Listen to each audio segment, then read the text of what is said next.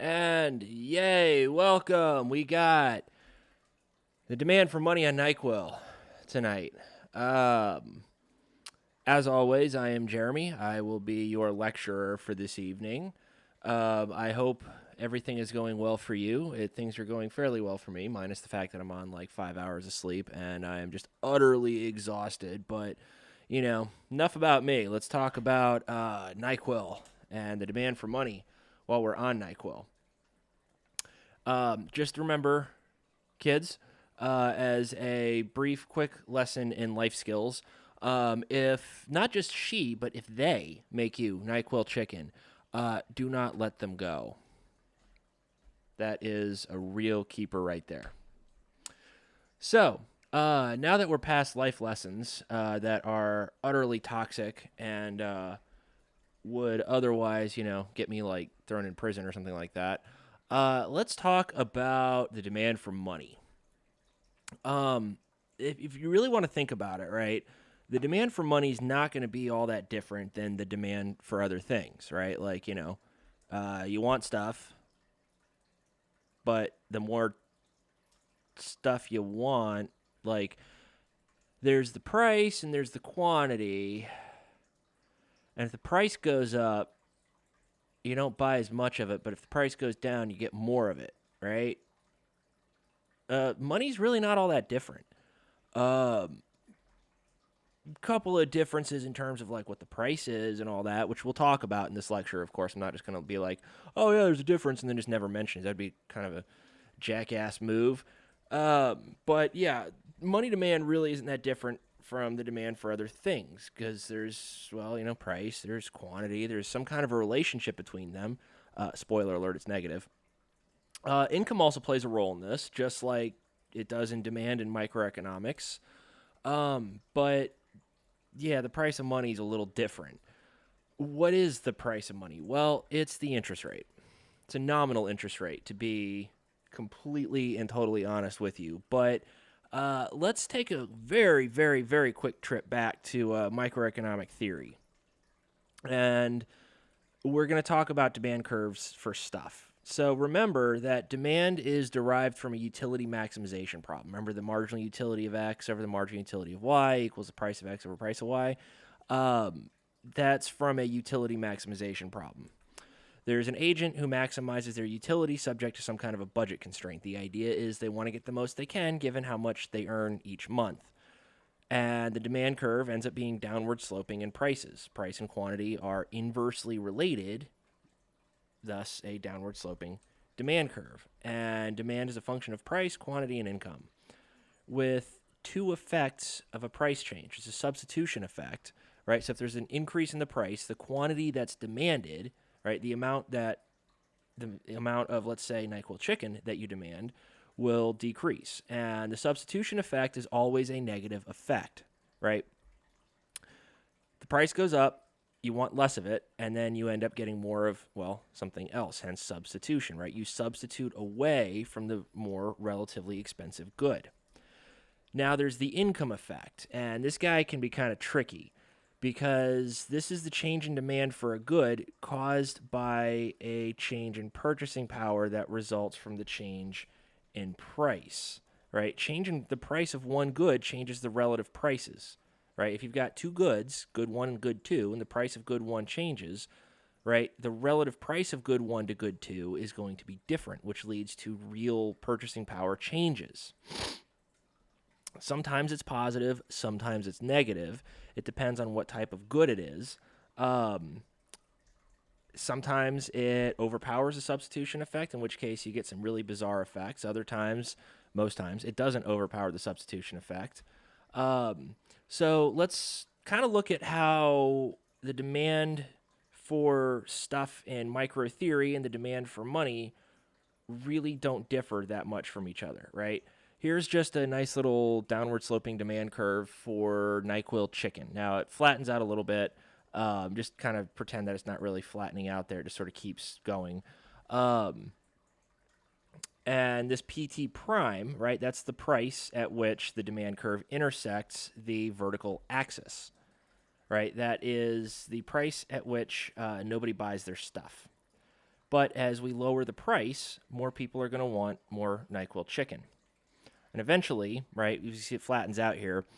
Theoretically, it shouldn't really flatten out, but given the next slide that you're going to look at, it sort of makes sense to have it flatten out here. We can sort of think of that, right? Like, how do we tell a story out of this? Well, eventually there's going to be a price that kind of like bottoms out, and more or less everybody is going to want to buy that stuff at that price.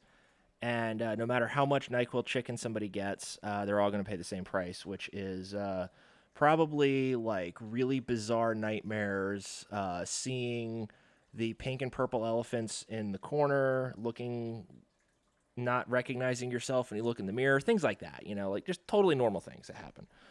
So that's the demand for NyQuil chicken, and this is kind of in a microeconomic framework. Yeah, I don't think VIX is ever going to sponsor any of my videos, like ever. Boom, here's the demand for money. What do you know? It's really not all that different than the demand for NyQuil chicken, right? Because, well, the demand for NyQuil chicken and the demand for money, oh, wow. Oh, my God, they had the same shape. We really just changed some of the labels, right? The vertical axis here is the price of money, which is the nominal interest rate, right? The horizontal axis now is money, whereas in the previous graph, it was just Y, which is like output of some sort. We can call it NyQuil chicken. Right, and then we've got the nominal interest rate at which zero money is demanded. Now, as money flattens out, the money demand flattens out at a particular interest rate. That is essentially what happens when you hit a liquidity trap. And the interest rate at which we hit that liquidity trap is what's known as an effective lower bound. We'll get into that a little bit more actually in this lecture, I think, and if not in this lecture, definitely later on in the course, because there's some pretty interesting stuff when it comes to the effective lower bound for nominal interest rates. We've actually been there at least twice in your lifetime. First was the financial crisis of 2007, 2008. We hit the zero lower bound for nominal interest rates and had to do some pretty bizarre monetary policy stuff. And then well, about 2 years ago now, when COVID hit, there was essentially another zero lower bound that we hit when we slashed interest rates to near zero, and again had to do some other bizarre monetary policy stuff. But we'll get further into that later on in the course, because it's actually a pretty interesting topic, at least for me. That's what my dissertation research was on, so I should hope to God I find it interesting. So as we can see, money demand really isn't any different than the demand for other stuff, right? We still have a good, in this case it's money. We have a price, which, we'll get to soon, and a downward sloping money demand curve. It's even derived in the same way, which is kind of cool. There's still this utility function, and then, we do this constrained optimization thing. It's more of a dynamic optimization in this case, but hey, whatever. It's all kind of the same stuff. So what's the price of money here? Well, let's go through it intuitively, see if we can figure out what's going on. Suppose you want to hold some cash. What are you going to give up to hold that cash, right? Like if you want to hold, like, say, $1,000 or something, right? What are you giving up to hold that? Well, one, you're giving up buying stuff today, right? Like with that $1,000, you could probably buy something cool, like, I don't know, like a new guitar. Could be a new down payment for a car. Could be a lot of NyQuil, way more NyQuil than you would ever need, probably in one lifetime. So yeah, you are giving up buying stuff today. But what else are you giving up? Well, like I said, suppose you have $1,000 in your hand right now. What are you going to give up by holding it that's not just buying NyQuil today? What if you lent it out?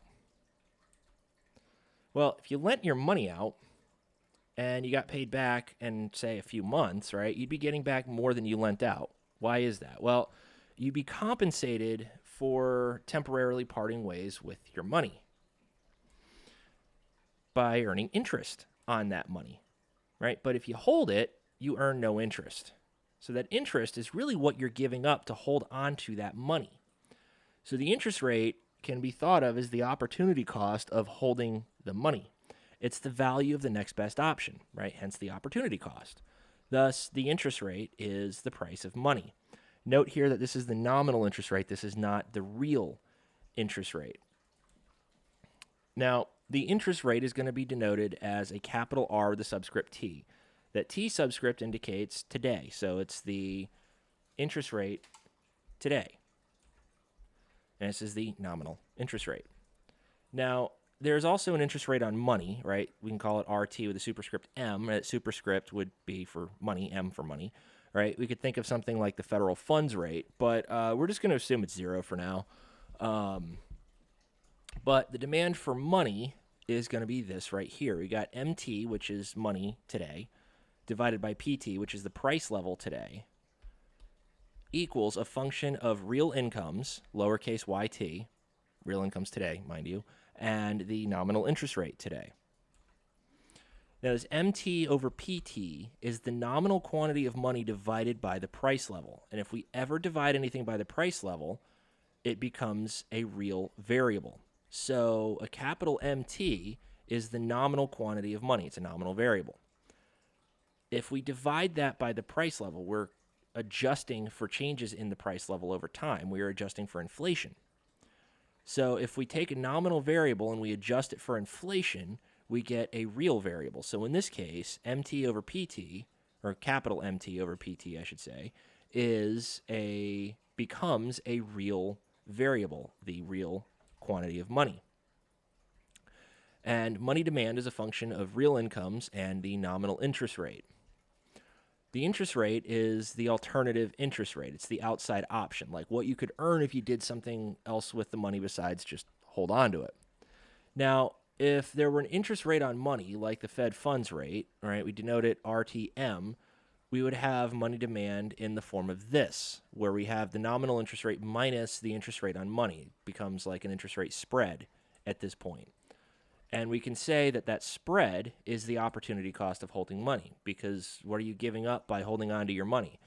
Well, what are you foregoing so that you can keep all your money in a jar under your bed because you haven't trusted the bank since 1929? Well, you could be buying bonds, you could be buying land, guitars for your band, cool things like that. The opportunity cost of holding idle cash is thus reflected in the real interest rate. How much are you giving up to hold on to one additional dollar? Well, if there's a 0 interest rate on money, what you're giving up is this nominal interest rate, RT, per dollar. So if the nominal interest rate is, say, 5%, right, you're giving up 5% per dollar, which is 5 cents. So 5 cents on every dollar. If there's a non-zero interest rate on money, well, you're giving up that spread per dollar, right? So if the nominal interest rate is, say, 5%, interest rate on money is 2%, you're giving up 3% per dollar. So let's talk about the role that income plays in money demand. If the income goes up, right, if your incomes go up, well, you can demand more money. So demand would be positively influenced by income.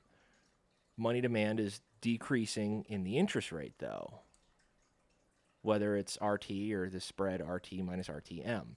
If the interest rate's higher, there's an outside option you can pursue and earn more by going after that stuff rather than holding on to money. If the interest rate is higher, right, you'll forego holding money right now because you'll get more later, like, if you buy a bond that has high interest rates with no risk of default. This is what the demand for money looks like given various incomes, right? So the demand for money, say at YT equals 1, YT equals 10, 100, or 1,000, right? The amount of money that we're demanding is, well, more, right? So as incomes go up, the demand for money goes up as well. Now, eventually, we hit that effective lower bound, which is what's labeled here as RT double prime, right? And that's where we essentially hit what's known as a liquidity trap, but we can get a little bit further into that later. Let's now go over an example of what a money demand function might look like. Here's one. Now, there are many other forms of money demand. We can debate that for really as long as you don't want, about what the functional form is for money demand. There are, different forms. This is actually derived from a new Keynesian model, which we'll talk about the new Keynesian model probably a little bit later on in the semester, but there's also like the Baumol-Tobin money demand function, which is a little different. It includes like transactions cost or like a cost for trying to find and hold the money or something like that. There's all sorts of different types of money demand functions, but here's just the one we're going to look at now. Capital MT over PT is the real quantity of money demanded. RT is the nominal interest rate. YT is real income. And then this, I think it's nu in this case, or it looks like a V, but it's actually a lowercase Greek letter nu, can be thought of as the elasticity of money demand. Now, it would tell us the percent change in money demand given a 1% change in the nominal interest rate, sort of. It's really more of like actually an elasticity of substitution, but we're not going to worry about that too much. Let's not worry about that. Let's just treat it as an elasticity of money demand. So given this demand function, if, say, the nominal interest rate equals 0.05 or 5%, income is $100, and the elasticity is equal to 1, what is the real quantity of money demanded? Well, what we do is we would just plug these values in for the nominal interest rate, income, and the elasticity, and we would get this right here, 0.05 over 1 plus 0.05 times 1 over 100 to the power of negative 1. If we evaluate it a little bit further, right, just kind of do some number crunching here, you get 0.048 times 0.01 to the negative 1.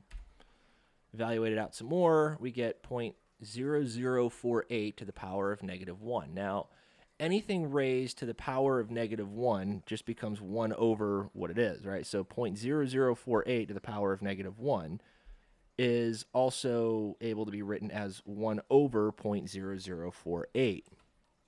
So if we plug that in, what we get is $2,100 of real money balances being demanded given the interest rate, income, and elasticity. So we can gather the amount of real money that would be demanded in this case is $2,100. Now, bear in mind, this is real and not nominal money balances. So this means that it's been adjusted for inflation.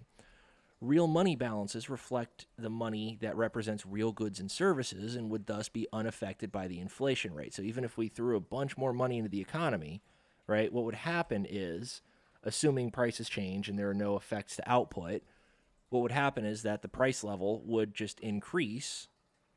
And because the price level goes up proportionately with the quantity of money, the real quantity of money would remain unaffected because, of course, output would be unaffected, which is a real variable. So how would this change if we were to screw around with certain parameters? Like, if we increased income, we changed the interest rates, etc. Let's stay tuned and see it on the next slide. Let's change our income first. Since everything else is going to stay the same, we don't really need to worry about labeling the other stuff because, well, it's unchanged, right? So income doubles, let's say. So income is now $200 instead of $100. So we're going to plug everything in still for R, Y, and the elasticity, and we get this. 0.05 over 1 plus 0.05 times 1 over 200 to the power of negative 1. So we evaluate this out, we get 0.048 times 0.005 to the power of negative 1. Evaluate it out a little bit further.